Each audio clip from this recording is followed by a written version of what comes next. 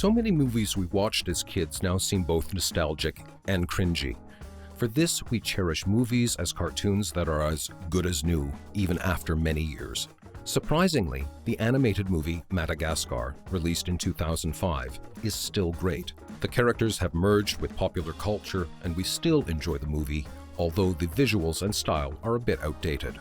Why is it still so cool? Let's figure it out.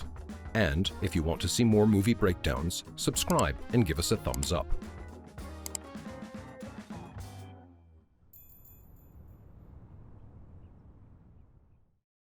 Madagascar was released by DreamWorks, the studio that came into the spotlight at the turn of the century. It was founded by Steven Spielberg, David Geffen, and Jeffrey Katzenberg. The latter already held a senior position at Disney for many years. He knew for sure that American animation studios always followed the rules imposed by Disney, and to succeed, they needed to offer the audience something new. In 1988, the studio won world recognition by releasing an ambitious animated movie, The Prince of Egypt, recounting the story of Moses. Later, in 2001, they had a real breakthrough with the release of Shrek. The story about a rude but kind ogre won the hearts of viewers and set the tone for the upcoming DreamWorks movies. The studios discovered the formula for success, mixed different ingredients to make the movie interesting for both children and adults. Kids would follow the gripping plot and charming characters, while their parents would laugh at non-obvious jokes and pop culture references. Madagascar premiered in 2005 and became a top-of-the-range movie, grossing even more than the first Shrek movie. The audience loved the characters so much that they were literally everywhere, on t-shirts, backpacks, notebooks, mugs, and so on. After a while, a movie-based game was developed. By the way, have you played it?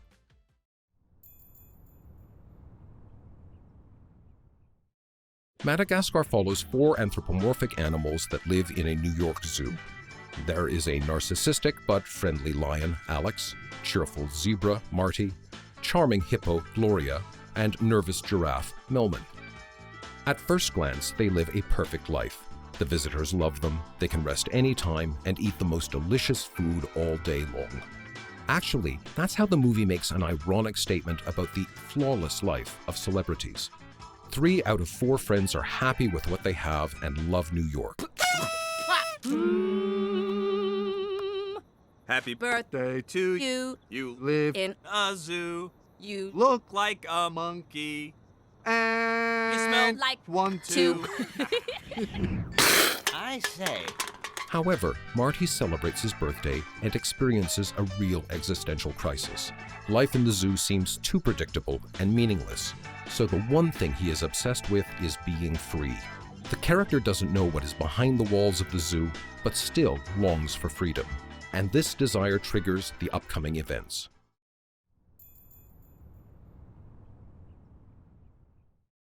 Marty, he's gone. Gone? What do you mean gone? How long has he been working on this? Marty! Marty! In Madagascar, many common cliches are turned upside down. A lion befriends a zebra, and the zoo is not an animal prison, but their home. So, when Marty escapes, it doesn't feel like a feat, but a whim. Throughout the movie, the characters regret running away and strive to return to their cozy zoo home. Another striking feature of Madagascar is that there is no antagonist, that is, the enemy. When we think about it this way, we notice that even Shrek, which revolutionized the cinema industry, followed this classic cliche. In the first movie, the ogre confronts the narcissistic Lord Farquaad. In the second one, the fairy godmother and her son. A movie devoid of an antagonist is a rare case for mainstream cinema. In fact, not giving the audience another villain was a bold move. You've been ratted out, boys. We've prepared a free checklist so that you can learn more about different cinema genres and their peculiarities. Download now. The link is in the description box. Madagascar characters oppose nature, the one around them and the one inside them. The predator Alex ends up in a very vulnerable position, and the audience empathizes with him. However, the feral Alex becomes somewhat of an antagonist. The characters also confront Phossus, yet they look more like part of a hostile nature than full-fledged villains. Hi there.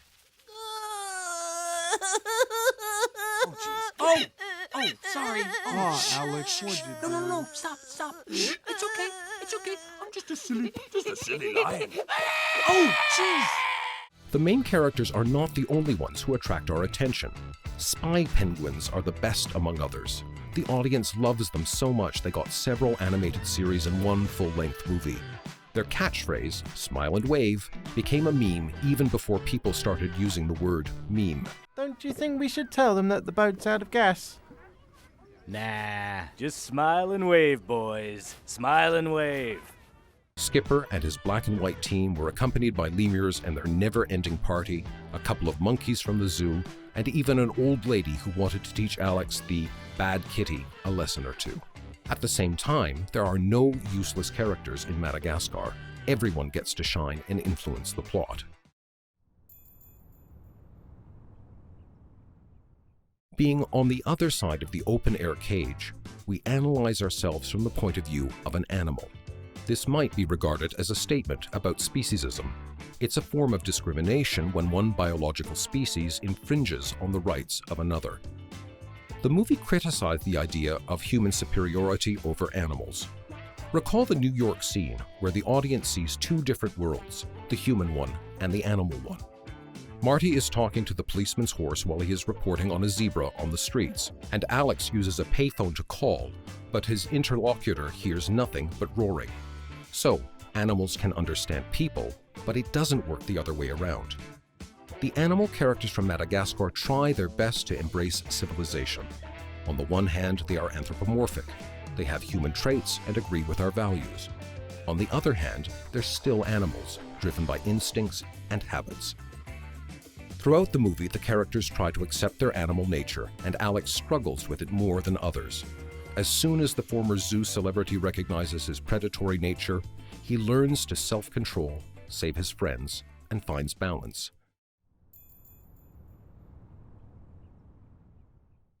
Marty! Alex! Marty! Oh, Marty! Alex? Marty!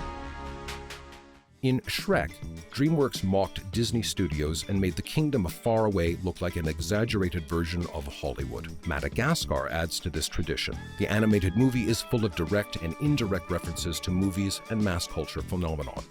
For example, the characters sing the iconic song New York, New York. Two little words. New York. New York.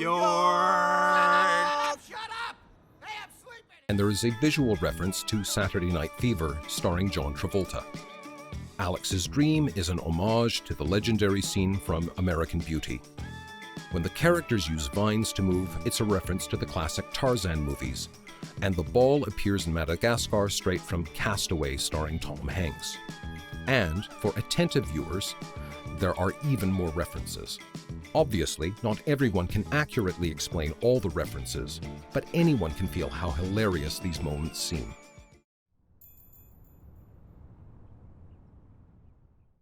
The story had a cheerful and logical ending. There was no need for a sequel, but Madagascar grossed over $500 million at the box office, so the release of sequels was just a matter of time. 3 years after the first part, the characters are back on the screens. They escape from Madagascar and travel to Africa. Well, this part was not so remarkable, yet it still was a commercial success. Alex gets to meet his parents, Marty gets acquainted with other zebras, Melman becomes a doctor, and Gloria falls in love with another hippo, Moto Moto. Here he comes. I like 'em big. I like 'em chunky. I like 'em big. However, DreamWorks releases fewer and fewer original and high-quality animated movies. In 2010, they introduced a fresh and moving How to Train Your Dragon, and, since then, they haven't released anything worthy. In 2012, the world watched the third part of Madagascar. It turned out to be secondary and childish. Unfortunately, this happens with all animated movies of the studio. Now, it seems rather strange that the studio that gave us Madagascar, Shrek, and The Prince of Egypt also made The Boss Baby and Trolls. It's not about quality. It looks like DreamWorks has a different target audience now. Anyway, Madagascar is a classic animated movie that we are always happy to rewatch. and its characters are still popular thanks to memes and TikTok. Who is your favorite Madagascar character? Let us know in the comments. If you like this video, give us a thumbs up and subscribe. Don't forget to share this video with your friends. We are Art for Introvert and we want knowledge to be accessible to everyone. That's why we have a 7-day free trial period for all Art for Introvert courses. Our catalog contains more than 40 courses in different subject fields, from art and cinema to psychology and literature. To get access, activate the subscription in our app. First 7 days of unlimited access are free of charge, then $6.99 per month. In addition, we have free audio courses, lectures and more things available without a subscription. Download our Art for Introvert app from App Store and Google Play. By activating the subscription, you support our project, help us make knowledge available worldwide and produce great educational content.